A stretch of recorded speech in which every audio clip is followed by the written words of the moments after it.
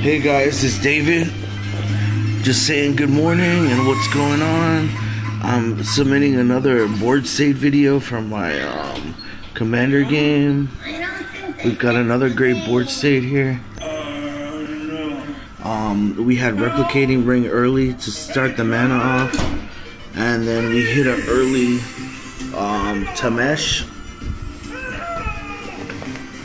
We hit an early Tameshi Reality Architect. This was a zero removal game, so it just went on. No one drew any removal. I think what happened is most people changed their decks due to the rule change, and they honored the natural hand size and the natural board state. So this is Zaitor's Envoy. I put this in. It has trample whenever Zaitor's Envoy deals combat damage to a player. Look at the top card of your library. You may play a land from the top card of your library or cast a spell with mana value less than or equal to the damage dealt from the top of your library without paying its mana cost. If you don't, put that card into your hand. It also has Blitz. Zaitor's Envoy got one original one pump, so it was 6/4 trample. I casted Junji with Zaitor's Envoy and Soul of Emancipation later on. I flashed in Giada to make Zaitor's Envoy indestructible, and because he was attacking through a 4/4. And he was only a 6/4 trample, and then on his second attack he got the mirror box for free, so it buffed him up, and the Giada made him indestructible. So it was a pretty good attack. Everyone else played Artifact, Ramp, and my Professor Onyx kind of wiped the board on their strongest Pokemon or their strongest creatures. She came in and immediately used the -3 ability. Each opponent sacrifices a creature with the greatest power among creatures they control. These were the lands I had in play: Commander Ground, Savai Trio, Jetmir's Jarden, Zagoth Trio, Shine Shadow Snarl, Roggen Trio, Plains, Ijano. So it was a pretty good board state. I discarded Neverenthrall's Disc, Ice Tunnel to discard a card to the Pestilent Cauldron to make a pest token, 2 pest tokens. One of the Zaitor Envoy's attack had Blex, but I flipped the card over and casted it for its other ability, which is put 5 cards in my hand and lose 3 life for each card put in my hand. Gift of Essays. If you haven't seen the reverse side of Blex, I'll show it to you. There's Blex.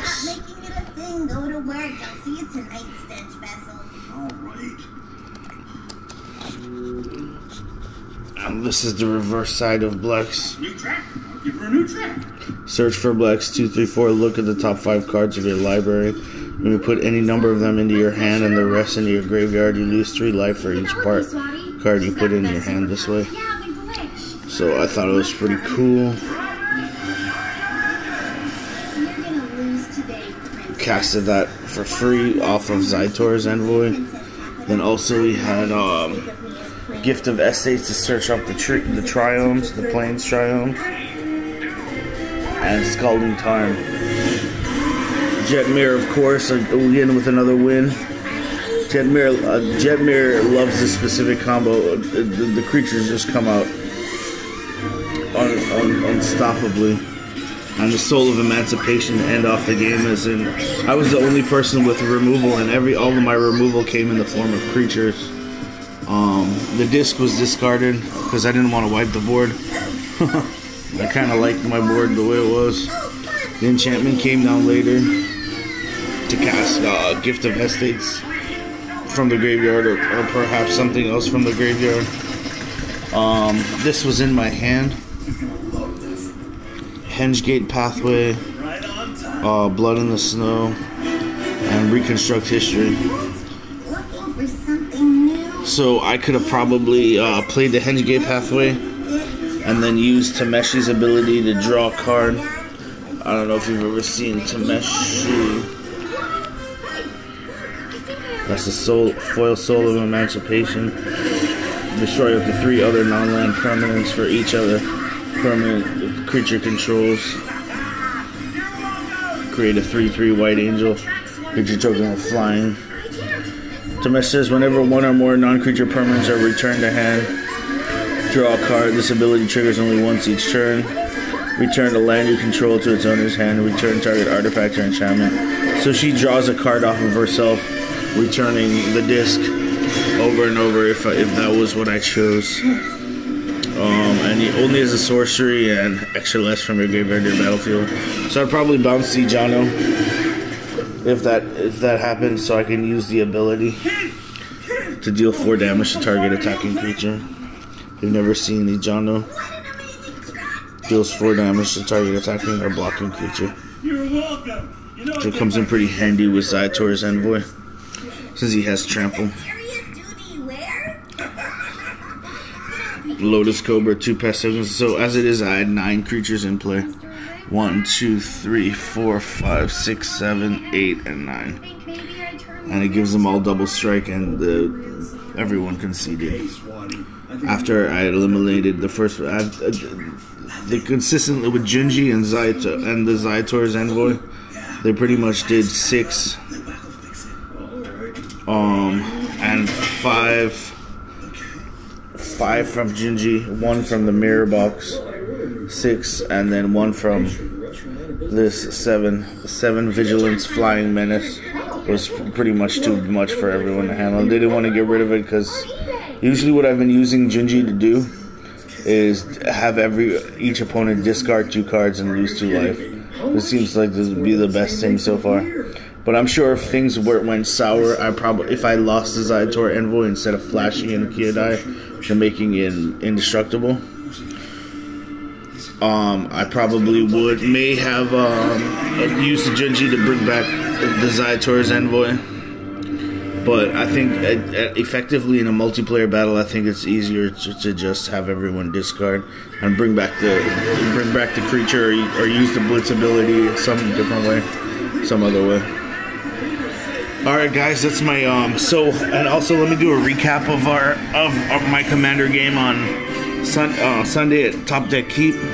So we played Commander, and I won a pack of Standard. So in Top Deck, you have in your Commander pod, there's 1st, 2nd, 3rd, and 4th, and how the rules go is 1st place gets 3 draft boosters, 2nd place gets 2 draft boosters, and 3rd place got 1 draft booster. So I got 3rd place. I was playing against the brothers Umezawa, and it was pretty difficult. That's Satoru Umezawa and the Mono Blue Umezawa, his brother, and then Andy with his commander. It was a really good game. I came in 3rd only because I had the biggest army because I was creating tokens, and I had the Halo Fountain out and the Scepter of Celebration, so I was going for my victory. And then one of the Umezawa brothers not upheavaled, but used a mono blue bounce all the permanents except for non-land. I mean all the non-land permanents, so we pretty much had to put everything in our hand and start the game over. But he did really well. He won. He hit an infinite combo early and got a big penalty. He took more than 5 minutes for a turn, and he got the penalty. And but he ended up winning because everyone conceded. They didn't want him to have to go through another set of penalties. So he took the 3-pack booster, and the other Umezawa brother, Satoru Umezawa, the newer Umezawa brother player, took the early on he played Umezawa and then had an unblockable Umezawa trigger for a hull breaker, not a hull breaker, one of the blue creatures that makes everything not untap. All the creatures and artifacts not untap. It was a really good game. He activated Umezawa maybe twice or 3 times, but it seemed like it was a strong land and a removal instead of he did a lot of removals. He destroyed the most creatures as well, so it seems like he drew a lot of his removal, but did not draw the large creature base for the Umezawa activations. But he did. The good thing about Umezawa is it lets you look at the top 3. But I guess I'm assuming in his top 3 picks, he did not choose more creatures. He chose more removal, which was good because it saved the game, and it was a really, really great commander battle. I don't know if they'll let me record them at Top Deck Keep. I'll have to ask them and make sure everything's okay. But that would be really cool if I could record one of the commander games and with the board states. So that was one of the board games, and now what I'll do is I will open this new Capenna draft booster, and we will see. We will see exactly what is what's in this, what we won from this last commander pack. So give me a second and I will flip around the camera and we'll open up this draft booster. Or if I can open it one-handedly. Let's see if I can open it one-handedly. Oh, without bending anything.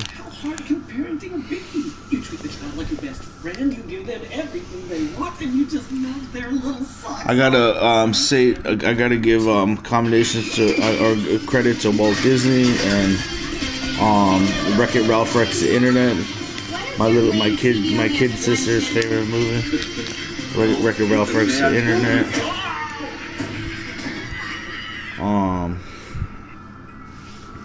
We'll see if I can set this up here while I open. While I open this pack. It's so hard to open a pack one-handed. Oh, there we go. I didn't get it.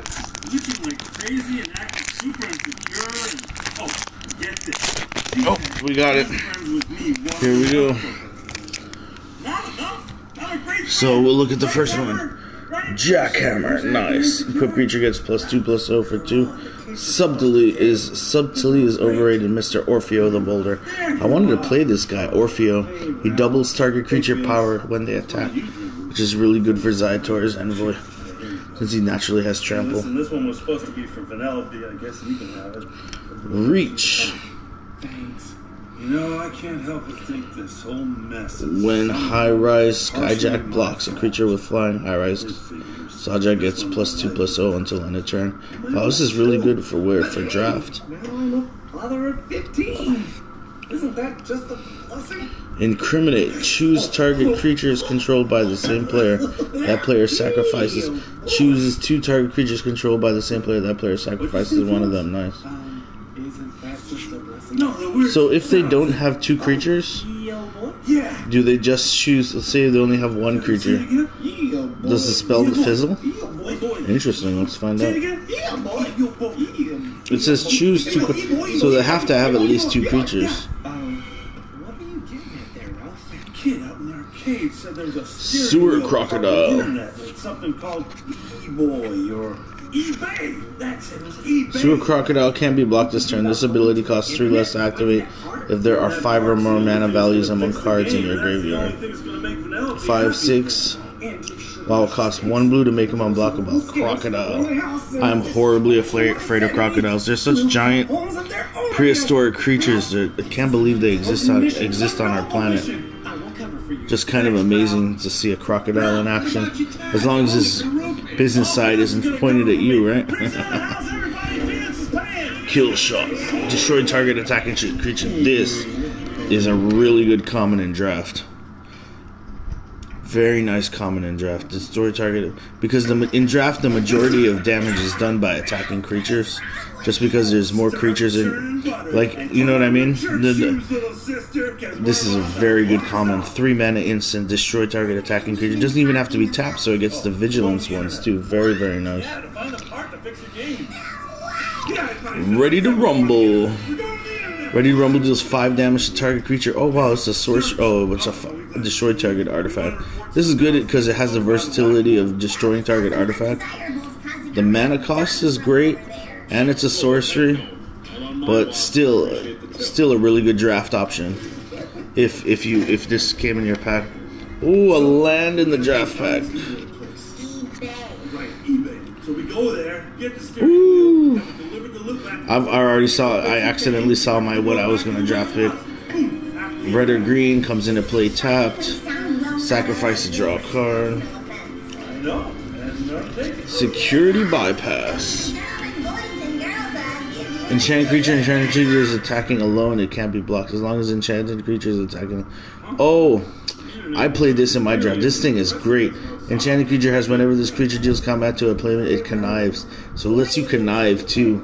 This thing was amazing because you just use one attacker. This works great in draft. So in most of the draft games that I've seen right now, you have even attack. You have like even amount of creature spread. So there's no safe attack because if you attack, it leaves yourself open for damage later. But this card makes it so that say you have one flyer that's available for attack, you attack with it and connive, and this more than always gets the damage through. So eventually they're gonna have to deal with this one creature that connives, and it draws you a card every time it attacks. Very, very good draft card. This is a tough draft pack because we have that really good white removal.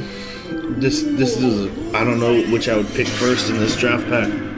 And this is a really good mana fixer. The only thing I learned about these, oh wow, it's flying too. Shattered Seraph. Oh my gosh, this is a very good draft pack.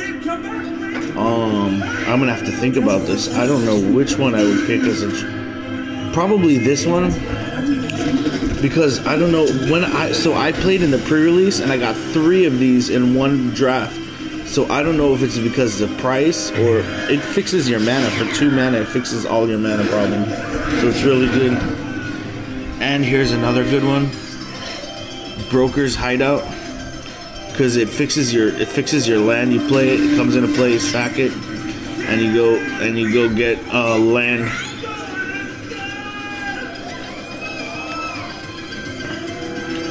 Out of the way. Return target non-land permanent and opponent controls to its owner's hands. Draw a card. This is really good removal as well, especially for a green permanent. Very nice. Nimble Larcenist, uncommon. Nimble Larcenist enters the battlefield. Target opponent reveals their hand. You choose an artifact, instant, or sorcery from it and exile that card. Wow, that's really good. ETB, target opponent reveals their hand. You choose an artifact, instant, or sorcery. Exile that card. That is really good. Very nice. Beautiful art on this one. Whoa. Kid, I don't think we're in Litwax anymore. Beautiful, beautiful art on this one.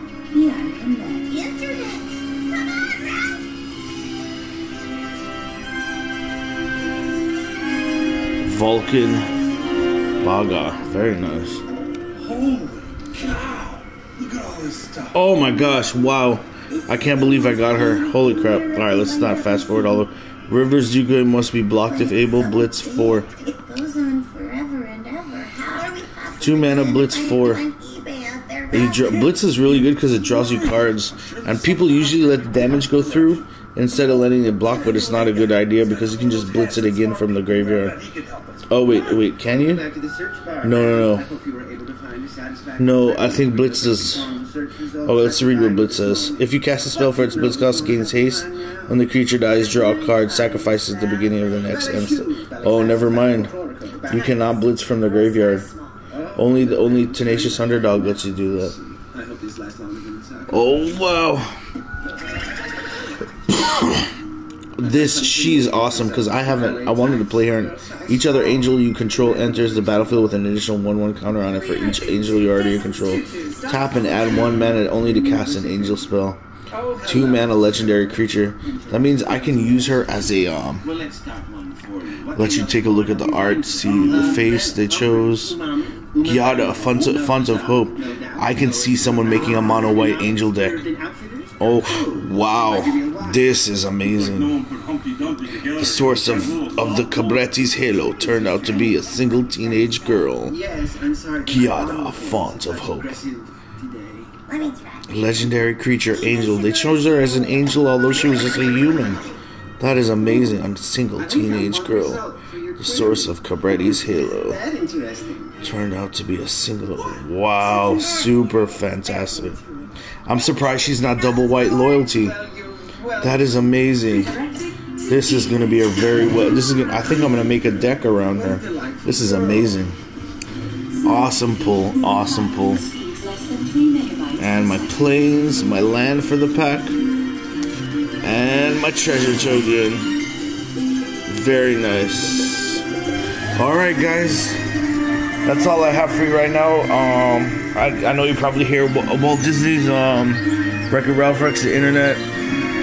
We love that movie around here.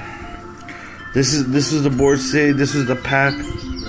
This is what I pulled from my commander. From my commander set. I think I might make a commander deck around that. That might be awesome.